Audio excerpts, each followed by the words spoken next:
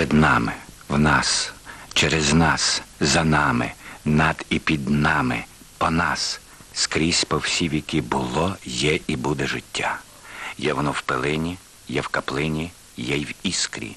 Скрізь у різних формах, а все одно і те саме.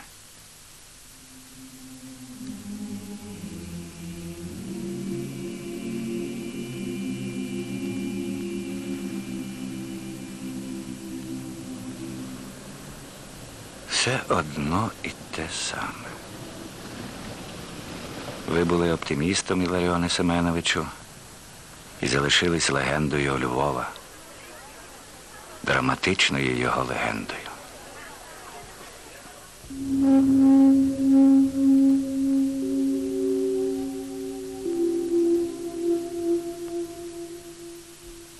Львів вирував пристрастями дня. Головним місцем дії став Майдан. Головною дієвою особою – натовп.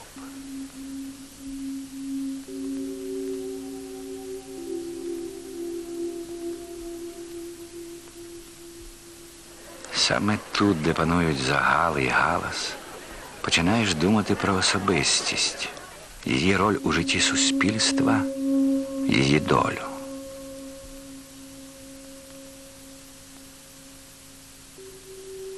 Для всього свій час і година своя кожній справі під небом. Час діянню, споминам, час усвідомленням. Вийшли на вогонь пізнання і вели до нього своїх учнів. Чи не тому, що слова знання і совість у слов'янських мовах мають спільний корінь? Знати, відаті, вість, совість. А до того ж ви знали, що природа не терпить порожнечі. Бездуховність заповнюється аморальністю, розірваний зв'язок часів брехнею. Поважні професори, автори наукових досліджень того дня зібрались пом'янути свого вчителя. Цей гостинний дім був для них аудиторією і сповідальнею, як і колись їх зустрічають сестри Віра і Марія Свінціцькі. Добре, гарно. Бо я направду грають всіма. Ой, чудово. Що ви кажете?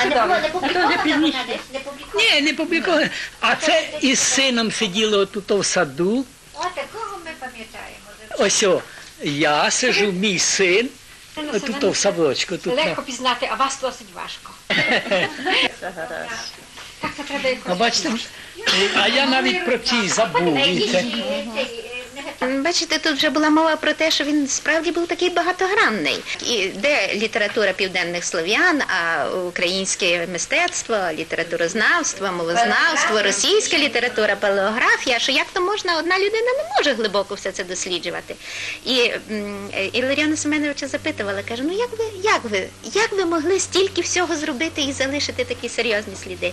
А Іларіон Семенович казав, знаєте, тому що я ніколи не мав плану.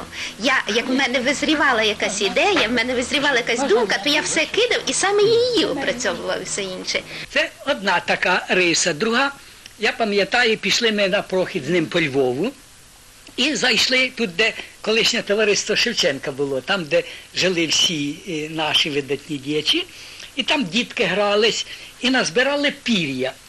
І Іларіон Семенович, тут ми сіли відпочити на лавці, ці хлопчики, і вдруг після такої високого матерії філософських, мистецьких, які ми говорили про українську культуру, він також включився абсолютно на рівні з дітьми розмова. І я був вражений, як діти його сприйняли. Вони сприймали його як свого, рівного. Я багатьох наших знав, там науковців Балаховського, там Білецького і так далі. Але мушу вам сказати, а Іларіон Семенович кінчав Віденський університет. От це, як ви не крутіть, цей європейський рівень видно було. Іларіон Свінціцький закінчив математично-філософський факультет Львівського університету, Петербурзький археологічний інститут і у 1902 році, захистивши ступінь доктора слов'янської філології Віденського університету, прибув до Львова. Історія була суворою до нас. Чужі можновладці не раз ділили Україну між собою. той час Львів належав Австро-Угорщині. Львів – Лемберг. Лемберг. Молодий вчений широкою освітою влаштувався бібліотекарем в Народному домі. Для всього свій час і година своя кожній справі під небом. Час розкидати каміння і час збирати його. Іван Франко був одним з тих, хто відстоював гідність нації в ті важкі й ганебні часи. Свінціцький увійшов до франківського братства.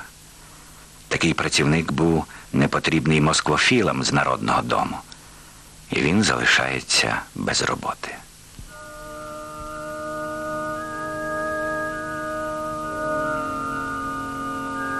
Саме тоді про Іларіона Свінціцького, його енциклопедичні знання довідався митрополит Андрей Граф Шептицький і запросив впорядкувати свою колекцію української старовини. Господи, зігрій і просвіти наші уми й серця. Показуй нам правильну дорогу в нашій праці для добра свого народу. Благослови наш труд і подай нам братню єдність у всіх наших зусиллях для щастя нашої вітчизни і народу. Може, саме з цієї молитви митрополита Шептицького почалася робота, яка стала подвигом Іларіона Свінціцького. Познайомившись з унікальними творами мистецтва, він занотував: «Мрія математика сповнилась. Можна буде приглянутись, що є змістом і суттю нації». Він уже бачив Національний музей. Шептицький підтримав ідею і запропонував власну колекцію.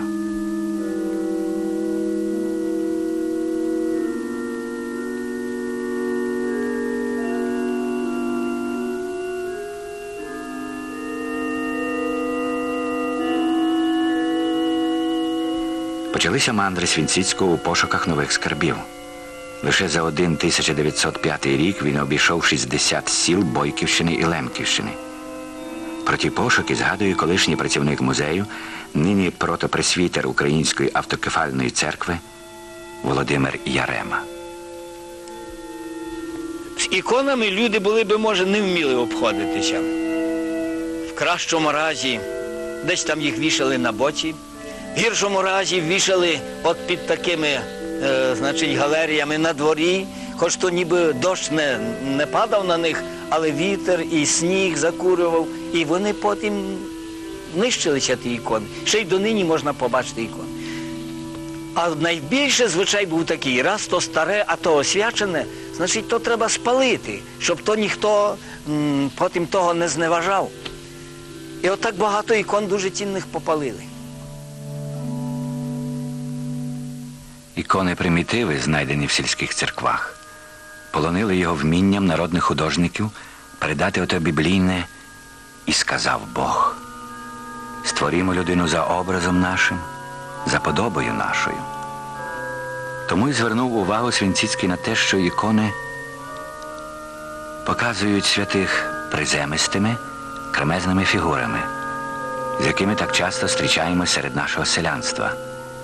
Обличчя стараються передати величний, погідний душевний спокій. І от з Лемківщини один теолог привіз з Милика чудові ікони, там ще з других сіл, з Крампної. Дещо привезли монахи студити. Так що в кількох місцях були зібрані ці ікони. То все було сконцентроване вже власного музею українського мистецтва на Драгоманова. Тепер, коли я дивлюся на людей, які працюють по різних установах, бачу, що мало між ними є людей, які би чулися, що вони неначе в святині працюють. А от, власне, у Свінціцького таке було. Він той музей вважав святинею. І всі співробітники так само. Ми робили неначе якесь велике святе діло. І, власне, такі люди, як Свінціцький, давали нам таке духовне наставлення. То таке святе відношення до народних пам'яток. Для майбутнього музею Свінціцький сам знайшов будинок, Шептицький дав гроші на його купівлю і організацію експозиції.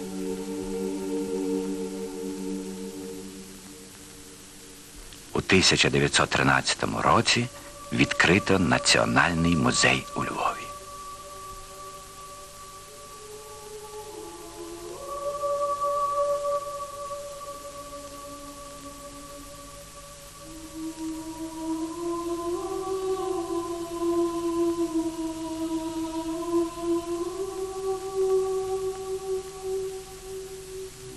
Високу місію вбачав у музеях Свінціцький.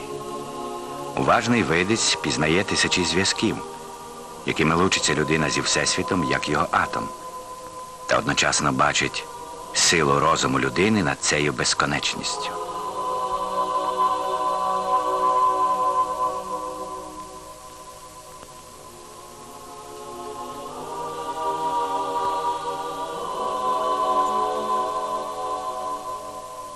Відкрилося мистецтво ще не бачене.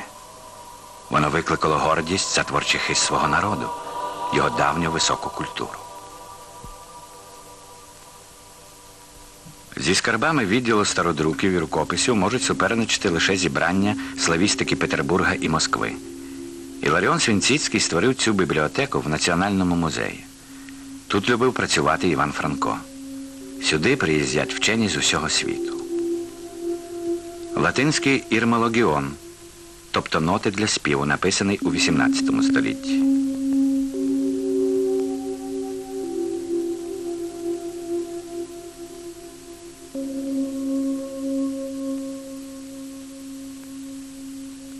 Заблудівський псалтир.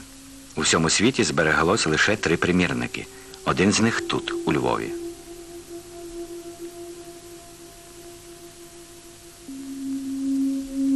Бучацьке Євангеліє, 12 століття. Острозька Біблія, дарунок музею від Франка з автографом.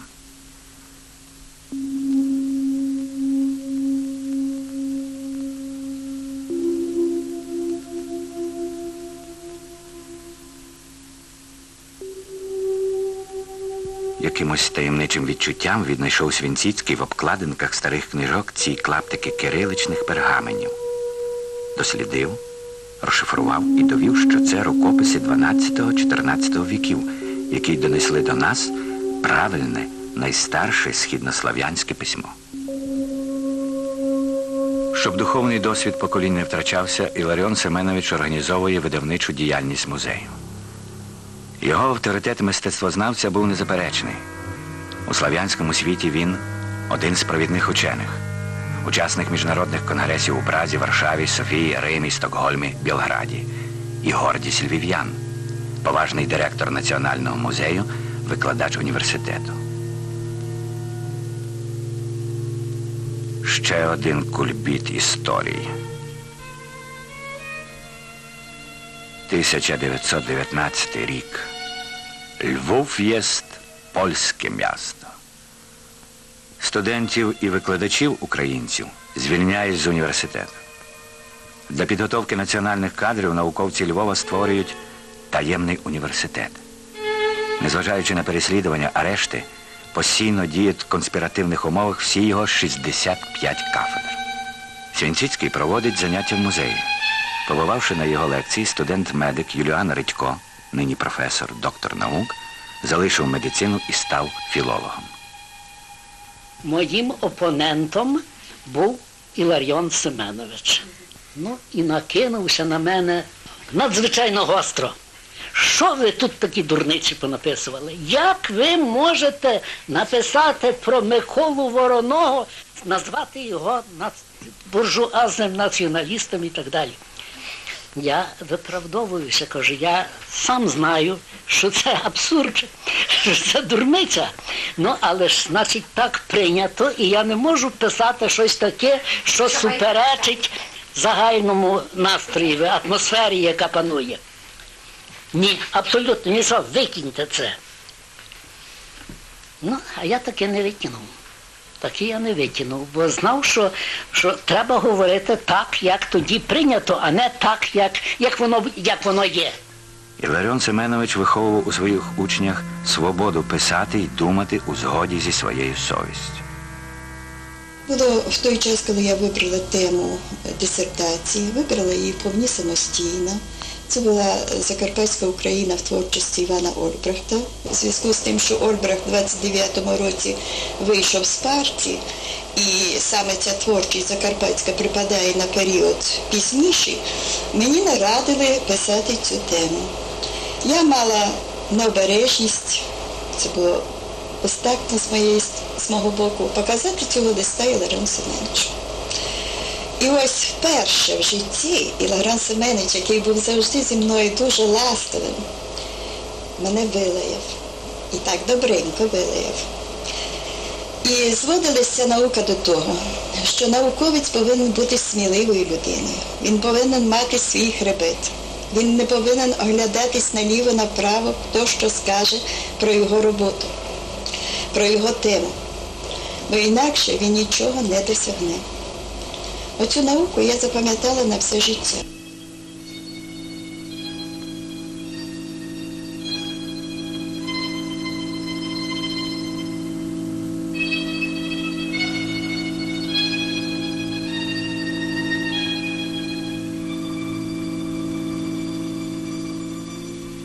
Якщо у Львові сильна школа славістів, то це дякуючи професорові Свінціцькому. Тільки на його кафедрі Львівського університету існувало порівняльне мовознавство слов'янських мов. Він по-лицарськи відстоював чистоту філологічної науки. Девізом його було «істина понад усе». Не належав професор до мудреців, які вміли промовчати, тому й змушений був піти з університету. Він приходив з університету, і, значить, батько сідав там в тій другій кімнаті, якраз на тій канапці, обідав чи вечеряв вже. І, значить, і ми всі мовчали, навіть його нічого не питали. А тоді, коли він закінчив, все, задоволений був, а тоді починав розповідати, яка була нарада і що він сказав. Так. А то один художник розповідав, каже, мені вже, каже, щось вам про батька розкажу. Отже, зустрічає його на вулиці, питає, як ви себе почуваєте. Та нічого, каже, знаєте, не почуваєш добре. Давно з начальством не сварився. 1948 року Віру Іларіонівну арештували як націоналістку. Іларіон Семенович страждав. Йому порадили написати прохання, і він написав. Мовляв,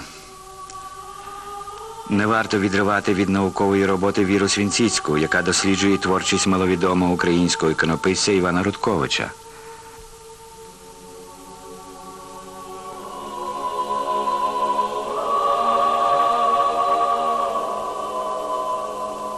В іконах майстра 17 століття Віра Іларіонівна відзначала український типаж з милим, веселим, відкритим парубоцьким обличчям. Хіба це націоналістичне твердження? От і спокутувала його 8 років у Тайшеті на лісоповалі. Там зустрілась з художницею Ярославою Музикою, яка зробила цей портрет. На слюді. Іншого матеріалу художниця не мала. Лісоповал.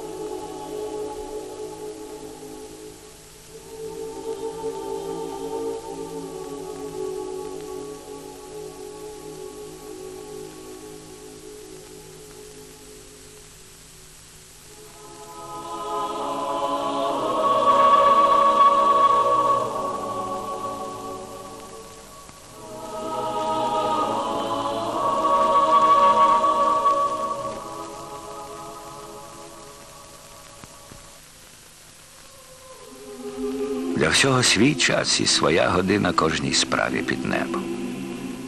Чому ж руйнування, вбивство, плач, ненависть зливаються воєдино, породжуючи безнадію?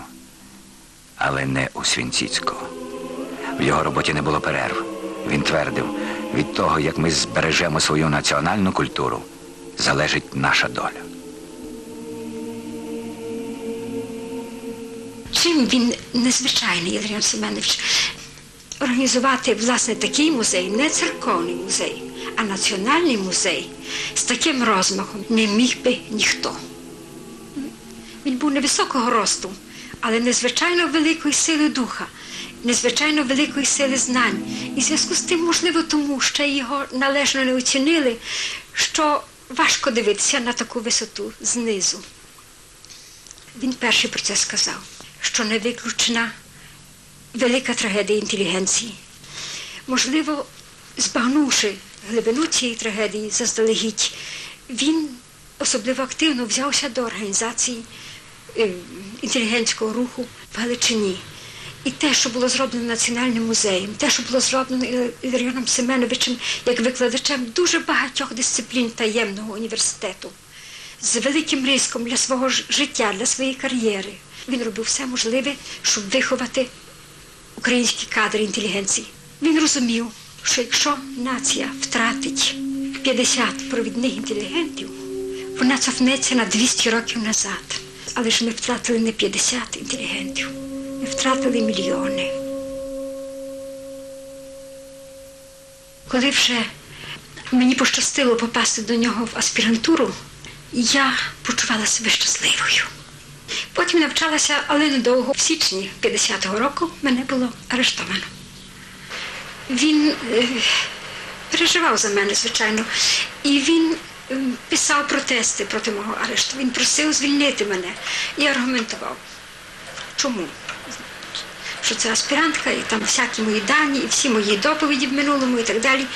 Він, власне, дуже активно захищав мене. У 49-му році в Музей українського мистецтва прийшов новий заступник, художник Василь Любчик. І основна його діяльність була це виключення, боротьба за соцреалізм, як тоді говорили, і виключення із збірки Музею українського мистецтва цієї великої кількості творів, яка не відповідала і ідеології тодішній, і не відповідала тодішньому ставленню до мистецтва. В 52-му році за вказівкою Міністерства культури України був створений перший список творів ідеологічно шкідливих. Була з Києва вказівка передати це все в спецфонди. Іларіон Семенович розумів, що це велика біда, і старався всілякими методами ці твори не відправляти. І коли директор музею пішов в відпуск, тоді секретар по ідеології Львівського обкому партії Литвин прибув в бібліотеку і сказав, що приміщення спецфонду бібліотеки буде використано для знищення творів ідеологічно шкідливих, націоналістичних, які будуть перевезені сюди з музею. Було 2 автомашини, які зробили 3 ходки. Речі були зосереджені в 2 кімнатах.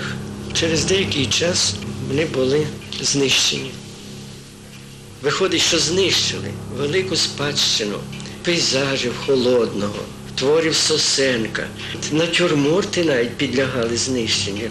Речі зривали і пхали в піч, а на коридорі били скульптуру, яку пізніше завгосп вивіз десь, викинув.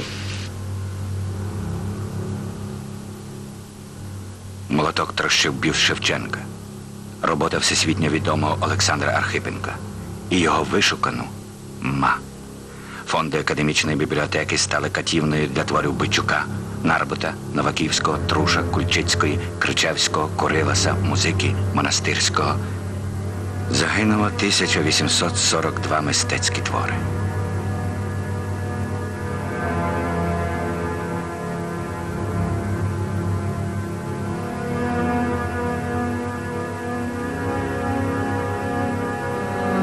Невдовзі після виконання цієї акції секретар обкому Литвин став міністром культури України.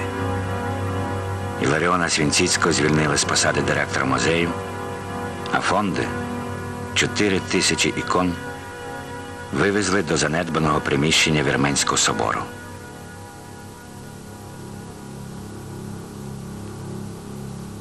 Я розумію, що це була страшна трагедія в музеї і особливо в Іларіона Семеновича, тому що він вже на другий рік помер.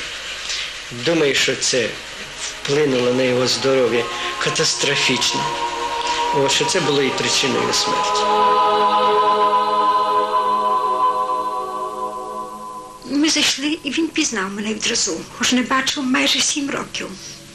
І сказав тоді: Лідо, ви вернулися. І далі вам будуть робити труднощі. Але ви не здавайтеся, Лідо. І це були останні його слова, знову почався приступ. І ми вийшли.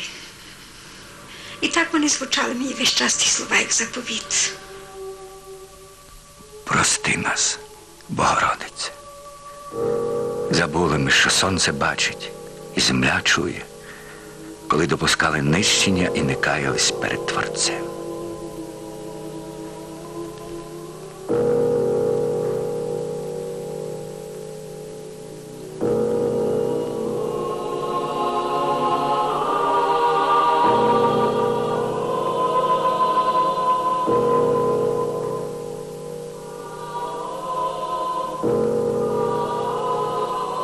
То був, власне, той похорон, коли нікого не зганяють, нікого не змушують, а маса людей іде поряд, об'єднана єдиним духом.